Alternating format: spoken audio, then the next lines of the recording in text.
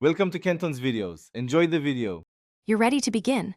Plug the laptop into power and confirm important files are backed up so an unexpected restart won't cost you data. Once done, open Settings and go to Update and Security, then Windows Update. This is where updates are discovered and queued. You'll see Available Updates or a Check for Updates button. Click it now. Doing this first ensures you control timing and avoid interruptions, and it forces Windows to fetch the latest patch list from Microsoft. After checking, you'll see a list: security fixes, driver updates, and optional feature updates. Click Download to retrieve them. Larger feature updates may take longer and need more disk space. When downloads finish, choose Install Now for immediate application or schedule a restart for a convenient time. Make sure you save work first.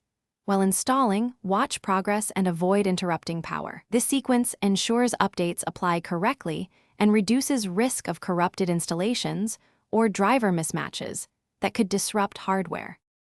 Once installation completes, restart to finalize changes. The system may run configuration steps on boot. After logging in, check Settings System about to confirm the new version and patch level so you know the update succeeded. If updates fail, run the Windows Update Troubleshooter to fix common issues and make sure there's adequate disk space and a stable internet connection. If a specific update breaks something, you can uninstall that update from Recovery or Use System Restore.